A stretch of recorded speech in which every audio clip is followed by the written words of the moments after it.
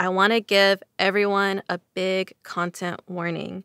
There are some really upsetting things in this episode that include sexual harassment. All right, let's get right into it. We're going to get back to the indictment, but we got to talk about the sexual harassment lawsuit, because without it, you might not even be listening to this podcast right now. Let's go back in time to 2006. It's just after Huizar was elected to city council. That's my producer, Carla Green. She's going to help us talk through the lawsuit. Huizar hires a woman named Francine Godoy. She's about 27 at the time. Huizar's 38.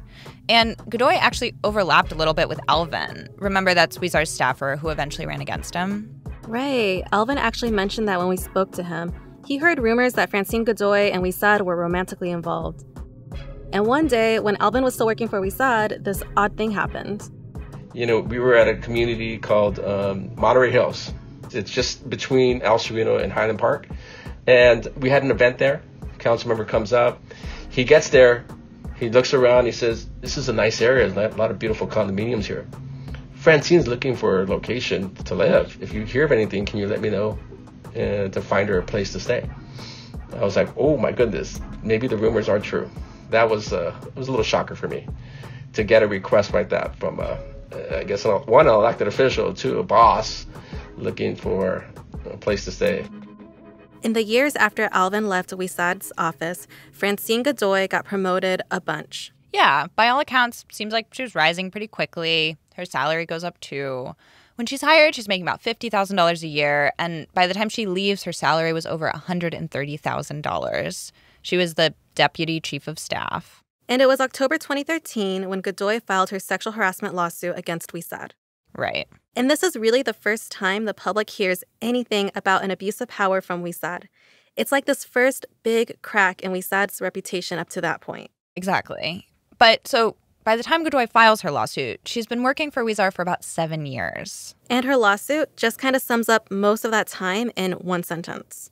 Right. It just says, during the course of her employment under Huizar, plaintiff was subjected to regular physical and verbal sexual harassment, including propositions for sexual favors. Which means this behavior was a pattern.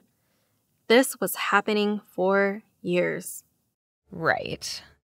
So it's the fall of 2012, and Godoy says Huizar tells her she should run for this position on the community college board of trustees. Godoy's into it. And then one night, Huizar calls her to his office. She gets there around 8. Here's what she says happened. Huizar tries to have sex with her and basically makes it clear that if they don't have sex, he's not going to support her for the community college position. She says she refuses to have sex with him. And then Godoy says that Huizar basically flies off the handle.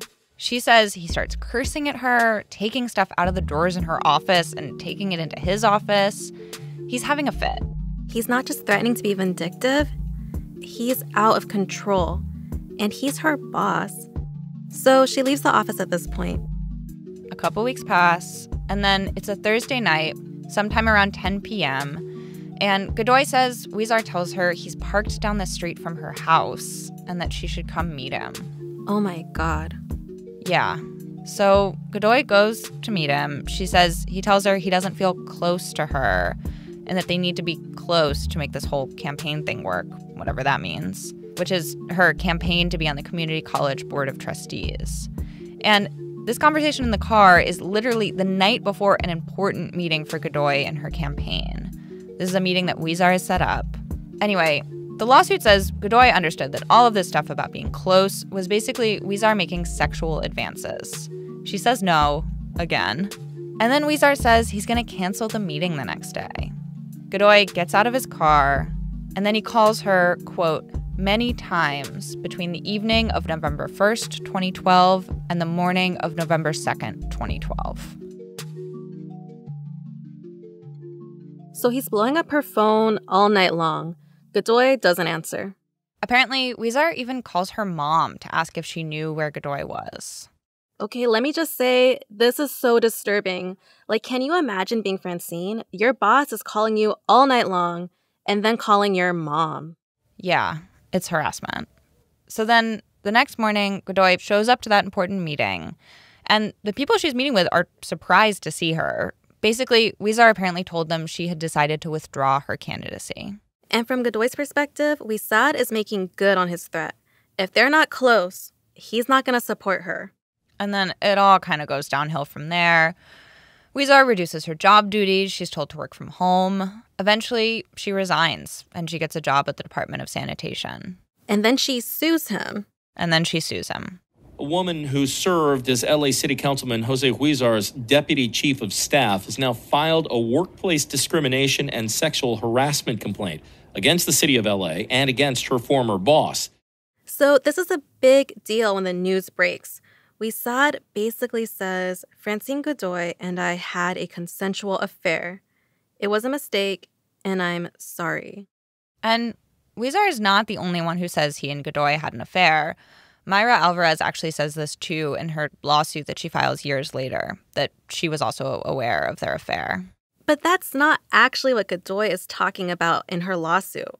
Right. She's focusing on this specific thing that happened over the course of a couple weeks in the fall of 2012. The harassment, Huizar calling her all night, calling her mom. Yeah. And Huizar denies those allegations. His response is basically just, we had an affair. He's really trying to use that to undercut her and make it seem like she was a liar. Yeah, his lawyer said, here's the quote, Ms. Godoy and the council member had an occasional and consensual relationship, which the council member deeply regrets. He has apologized to his wife and family, and he and his wife are currently working on repairing their marriage. So Jose and Rochelle stay together. Yep. And part of why this matters so much is because he's about to run for re-election. Exactly. So he's up for re-election in 2015, and this lawsuit ends up being an issue that comes up a lot in that campaign. There's this Los Angeles Times editorial that comes out with the headline, City Hall or Frat House. And then a couple months after Godoy files her lawsuit, the Los Angeles Times breaks a story about Huizar's past. The masseuse. Right. So we don't know her name. It was never made public. But back in 2005, a masseuse said that Huizar groped her while she was giving him a massage. We know about it because LA Times reporters got a hold of the criminal complaint from back then. And this was when Huizar was still on the school board. Yeah, he was on the school board. He was actually running for city council when he allegedly groped her. This is from the LA Times story. Huizar, quote, grabbed her legs during the massage and attempted to pull her toward the massage table. Additionally, at the conclusion of the massage, the suspect grabbed the victim's leg, arm, and breast. So, just as Huizar's running for re-election, it's looking like he's got this history of sexual misconduct. There are these two different women saying he acted inappropriately. The councilman is up for re-election for a third four-year term in March 2015. He said he's optimistic that voters will judge his accomplishments in the election. And then, just like that, Godoy and Huizar settled a lawsuit privately. It goes away. It still comes up in the campaign, but it's been settled. And Huizar, as we all know, he got reelected. So the settlement was for $570,000, which we only find out later because it wasn't a public settlement paid for by city money, like a lot of settlements for lawsuits against city council members. This settlement was private, which meant that Huizar had to come up with $500,000 himself. And the story of how Huizar got that money is, in a lot of ways, the story of the beginning of the end of his career. It set off a chain reaction of events that led all the way up to his indictment.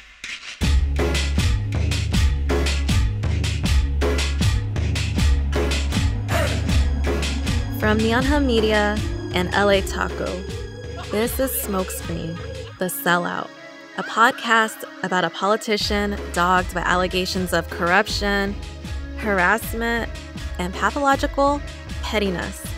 It's about the residents who fought gentrification even as their neighborhoods were auctioned off to the highest bidder. I'm your host, Mariah Castaneda. This is episode 7, The Coverup. You could think of what Huizar did to downtown LA as a kind of collaboration between him and this rotating cast of real estate developers with a specific vision and millions of dollars to spend. Or you could think of it like this.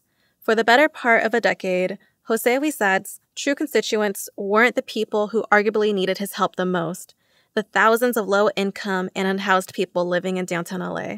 His true constituents were the growing number of wealthy people living downtown, and the companies who wanted to build housing for them.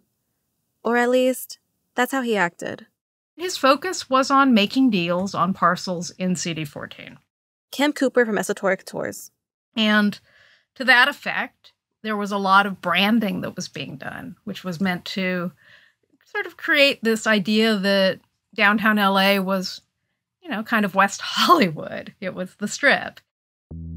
So, the indictment says it all started in February 2013, at the latest, less than a year before Godoy filed her lawsuit against Huizar. It was that month that Huizar met Wei Huang. Huang is the chairman and president of Shenzhen New World Group, which had plans to build a 77-story hotel in downtown LA. There's this one picture of Wei Huang that you can find in most articles about him and Huizar. He looks friendly but in charge. His hair is thick and shiny, and his face has got that glow. Like, I really want to know his skincare routine. Okay, so there's Wei Huang, and there's one other person whose name you need to know right now, Raymond Chan. And Raymond Chan wasn't a developer or businessman. He worked for the city. It seems like he's the kind of guy who just loves to introduce people to each other. He's like a professional business matchmaker. Like, oh, you've never met John? You guys have to meet. You would have a lot to talk about. Chan allegedly goes on to help coordinate a lot of what Huizar is accused of. Here's Nancy Mesa. This was the start of the corrupt relationship that developed with Huizar and Chan. Back then, Chan was working as the head of LA's Department of Building and Safety, which issues construction permits, among many other things. It's a powerful position. Chan goes on to work for LA Mayor Eric Garcetti doing economic development. By the way, both Chan and Huang are charged in the same indictment as Huizar, of bribery, and a handful of other charges. Both have pled not guilty. And just as a reminder, anything you hear about the FBI investigation in this episode comes from either that indictment or other court documents. Anyways, it's 2013 and Chan introduces Huizar to Huang, the hotel developer. And then 8 months later, the day Francine Godoy files her lawsuit, Chan allegedly texts Huizar saying the chairman wants to know if he can do anything to help. As it turns out, there is. And for lots of people, this is where the story of Huizar's alleged corruption begins. Here's Nick Pacheco, the former city council member for CD14. According to the FBI investigators, the special agent, in terms of his report, it was the re-election pressure that he put upon himself about this lawsuit, the sexual harassment lawsuit, that caused him to get himself involved in this whole fiasco. But it was that re-election, that's what was weighing on his mind. And just about a year after the lawsuit is filed, Francine Godoy's lawyers offer Huizar a private settlement, which means two things. The city of Los Angeles wouldn't pay for it, and the terms of the settlement would not have to be made public. We all found out about it from the indictment, which was made public 6 years later. But in 2013, Huizar knew it would take $570,000 to settle the sexual harassment lawsuit. And you'll never guess who comes to his rescue. Huang, the Shenzhen New World chairman, allegedly leaps into action. Here's what the feds say happened. Huang loans his new friend, Huizar, $600,000, which is more than enough to make the lawsuit quietly disappear. And he's discreet about it. Huang backchannels the money to Huizar so he can get a loan to pay the settlement and keep things on the down low. And Raymond Chan, the business matchmaker, helps make it happen. This is from a text that a consultant involved in the scheme allegedly sent one of Huizar's staffers. Ray really helped out Jose on the sexual harassment lawsuit shit. And because Ray was there for him, and without Ray, I really think that Jose would have just resigned. Basically, Godoy's lawsuit could have ended Huizar's career, but Raymond Chan allegedly helped him get the money to make it all go away. So the councilman owes him. By the way, we sent a request for comment to Raymond Chan's lawyer, Harland Braun. And in response, he called my producer, Carla, with a 10-minute rant about China and xenophobia. He talked about China's, quote, 25,000 miles of high-speed rail, and how its education system is superior to ours in the United States. He went on to claim that Raymond Chan has never broken the law and that the feds were only going after him because he was born in China. He said, quote, if he were a WASP, he never would have been indicted. That same day, Braun called my producer. One of the federal prosecutors on the case filed a declaration about Braun. They said that Braun had been harassing them for months and accusing them of prejudice against China and its citizens. The government noted Mr. Braun's, quote, continued and escalating personal attacks are unwelcome, inappropriate, and unprofessional. Please stop. Okay, let's get back to the loan that Huang gave Huizar to pay off the sexual harassment suit. Kim Cooper from Esoteric Tours again. Paying off and getting that case to go away was also an investment in the future because it was starting to hurt his campaign. And it simply went away. So he won again, and he got to stay in this position of power, and that made him useful to a lot of people. Before and after that generous loan, Huizar allegedly does a bunch of stuff for Huang. He helps arrange a meeting for Huang's son with a university in Southern California. He helps smooth over some labor and union disputes for that 77-story hotel that Huang wants to build in downtown LA. In 2017, on a phone call between two of Huizar's employees, one of them says, Chairman Wei Huang should have all the leverage in the world because of what Huizar owes Huang. $600,000. So, Raymond Chan is a helpful guy. And then in 2014, Chan introduces another developer to someone in Huizar's office, specifically to this Huizar staffer named George Esparza. And let's stop for a second to talk about Esparza, because he is a big part of the investigation. Scott Frazier. George Esparza, who was a point person essentially for Huizar's alleged criminal activity, has pleaded guilty, and he has stipulated to actions that the federal government has accused him of taking part in. Esparza is kind of like Huizar's right-hand man in all this. And by 2014, Esparza is deep in it. That's when he meets that developer through Raymond Chan. The developer's company is called Shenzhen Hazens. So we've actually talked about Shenzhen Hazens before, remember? It's that company that donated over $1 million so Huizar could bring back Broadway and get that trolley. You might remember that donation was legal because it was part of an official development agreement between the company and the city of Los Angeles. But what allegedly happened next between Huizar and Shenzhen Hazens escalated to questionable and then to clearly illegal. It starts with some favors that Huizar does for Shenzhen Hazens. The company gets Huizar some Katy Perry tickets as a thank you. And then, over the course of the next 4 years, Huizar allegedly develops a complex system of bribery with the developer. Shenzhen Hazens also did not respond to our request for comment, but their subsidiary company did agree to pay over $1 million to avoid prosecution by the federal government. Anyways, the complex system of alleged bribery, it's really complicated. I'm not going to get into it, but it's all in the indictment. And it culminates with a $100,000 commitment from the company to Rochelle's Political Action Committee. At one point, George Esparza takes the helpful step of explaining the strategy. He's on the phone with someone, and the FBI, who's listening in.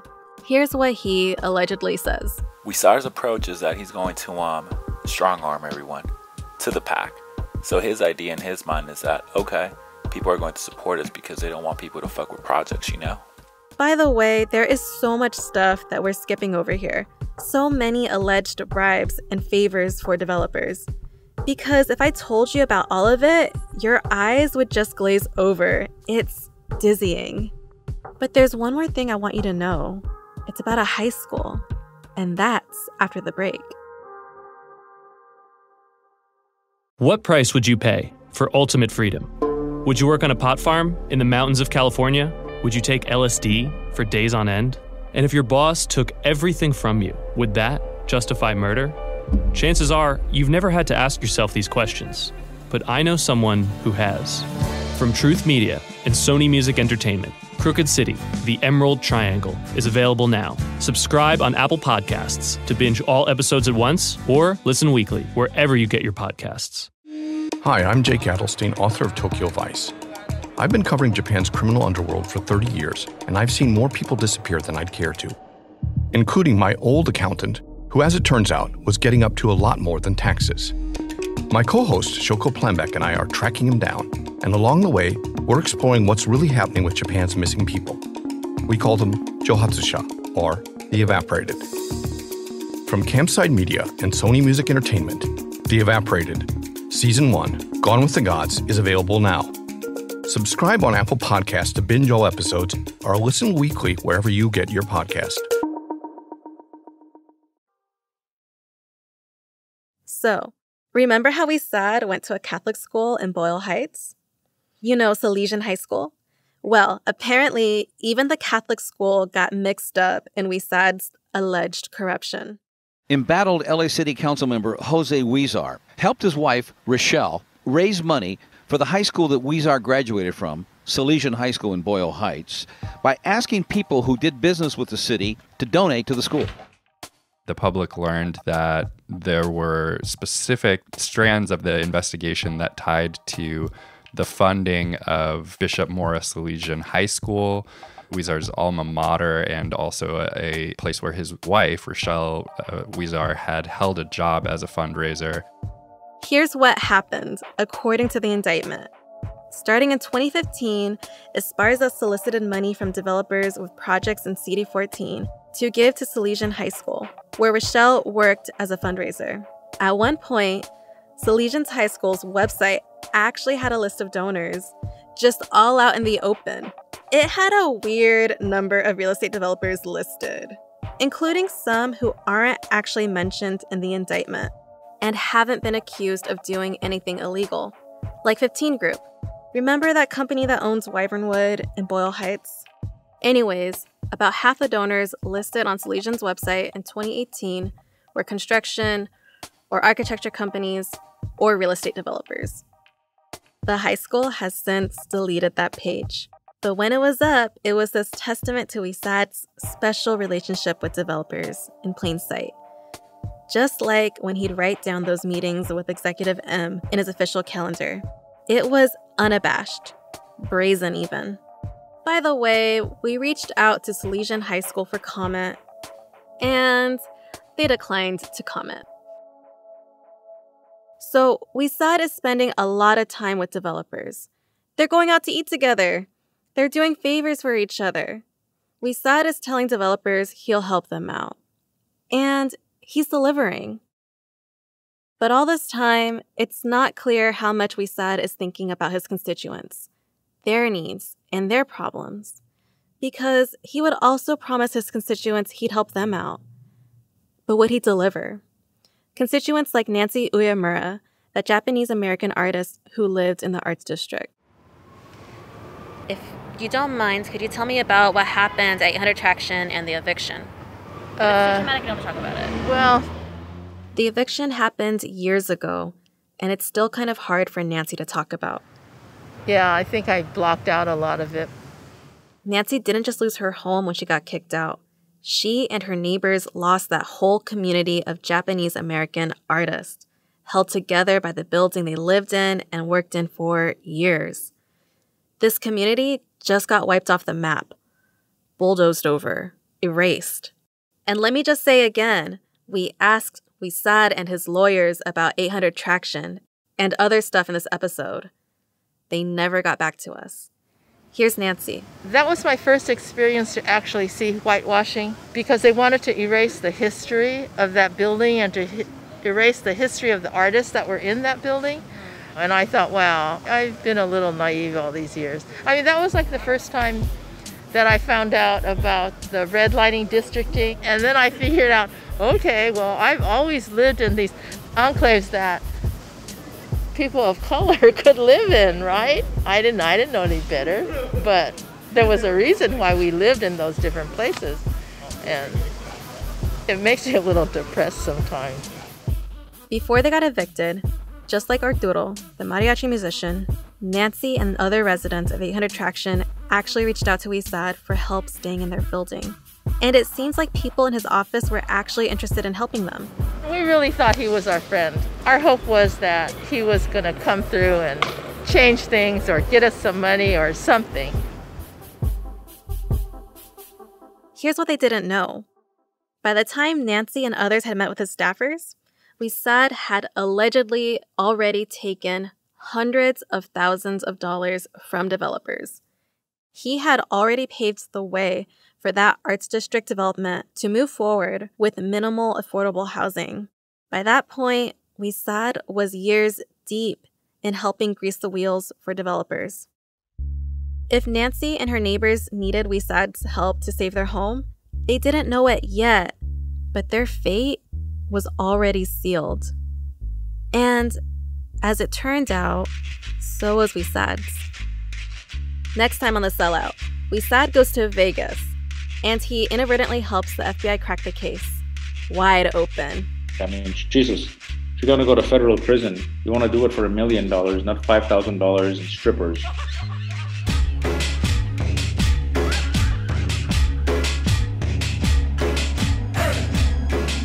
The Sellout is produced by Neon Hub Media and LA Taco. I'm your host, Mariah Castañeda. My co-reporters are Alexis Olivier Ray and Carla Green. Carla Green is our lead producer, and she wrote the episodes. Our editor is Catherine St. Louis. Vikram Patel is our consulting editor. Associate editor is Stephanie Serrano. Associate producer is Liz Sanchez. Our executive producer is Jonathan Hirsch. Samantha Allison is our production manager. Fact checker is Sarah Ivry. Our sound designer is Hansdale Sue. Eduardo Arenas made our theme music. Other original music by Moni Mendoza, with an additional track from Blue Dot Sessions. Thanks to our voice actors Memo Torres, Jorge Labastida, Jod Captain, Chad Addy, and Woodrow Curry. Special thanks to Erica Lindo, Javier Cabral, Tanner Robbins, Haley Fager, Natalie Wren, Adrian Riskin, Shara Morris, Navani Otero, Janet Villafana, Vanessa and Jorge Castañeda, and Ivan Fernandez. If you want to know more about what you've heard on the show so far, head over to smokescreenpod.com to see a beautiful map of some of the places we talk about, made by Tommy Gallegos, as well as new reporting and interviews. By the way, if you like this show, please, please, please leave a review on Apple Podcasts. Before we go, I just wanted to say thank you for listening to The Sellout. We hope you're loving the show as much as we love making it. And we really want to hear from you. Your feedback goes a long way, and it only takes a few minutes. Just head to smokescreen.fans to answer a few questions. We're so excited to hear from you. I'm so excited to hear from you. Thanks for listening. See you next week.